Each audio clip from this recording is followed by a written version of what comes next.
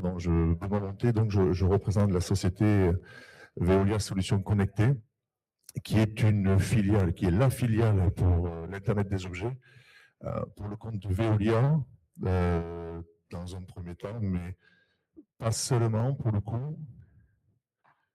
Hop, j'y arrive. On est une société donc, qui est basée sur 4 sites. On est basé sur Paris pour la partie siège social, on est sur Lyon pour la partie supervision des objets connectés, on est sur Pessac, à côté de Bordeaux, pour la partie recherche et développement. Et on a également une entité à Neuchâtel qui s'occupe principalement de la partie qualité eau. Alors, qualité d'eau brute, notamment pour le suivi de la qualité des eaux de surface, avec une autre technologie qui s'appelle la boissoire, mais également la qualité des eaux de distribution au travers de sondes multiparamètres, sondes que l'on appelle, nous, sondes CAPTA. On a 20 ans d'expérience dans l'IoT. On est leader français sur le télérelevé des compteurs d'eau en France. On a plus de 4 millions d'objets connectés et on traite à peu près 38 millions de messages par jour.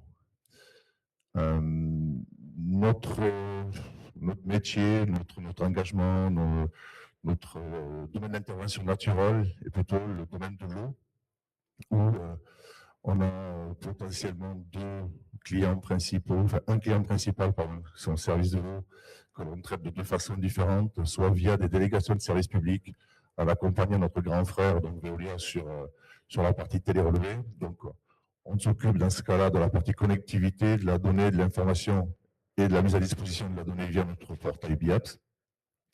Et quand on répond donc à des appels d'offres de régie, on a l'ensemble de la chaîne des valeurs, donc de la pose des compteurs, la fourniture des compteurs, et l'ensemble, le reste de la chaîne.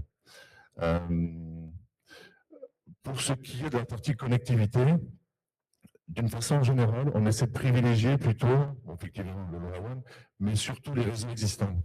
Ça veut dire quoi? Ça veut dire que d'une façon générale, quand on répond à un appel d'offres, on va s'intéresser de l'état de la couverture radio existante, alors soit celle de nos partenaires nationaux, avec notamment Netmore, ou alors, dans le cas de Narbonne précisément, celle de Ciadem, avec qui on est en collaboration, qui nous récupère la donnée et qui nous la transmet. Et accessoirement, quand il y a besoin de densifier un réseau, on est tout à fait en capacité de le faire, voire même de créer des réseaux LoRaWAN. On a aussi une particularité à Montpellier, où c'est Synox qui récupère des informations de compteurs Itron et qui nous les transmet, et nous, on met la donnée à disposition de la collectivité via le portail BIAPS.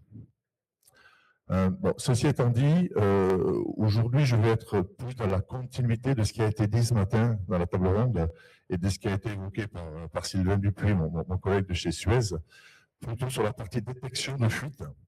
Alors, effectivement, on a bien dit qu'aujourd'hui, on avait plus de 1 milliard de mètres cubes d'eau qui disparaissaient annuellement. En fait, c'est l'équivalent d'une centaine de milliers de piscines olympiques.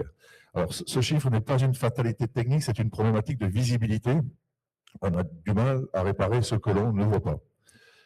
Le taux de renouvellement des anciennes canalisations aujourd'hui est largement inférieur, insuffisant au regard des pertes à l'eau. Et face à l'ampleur des investissements qu'on ne va sans doute pas effectuer, comment augmenter la performance de nos réseaux? C'est exactement ce que je souhaite aborder avec vous cet après-midi en salle 4. C'est-à-dire vous présenter un écosystème que je vous résume ici au travers de compteurs mécaniques, au travers de compteurs statiques, de prélocalisateurs de fuite ou d'une application IA. Cette application IA est plutôt une application qu'on va utiliser à mobile. Les 3 autres, c'est plutôt des objets qu'on va positionner de façon fixe sur le terrain.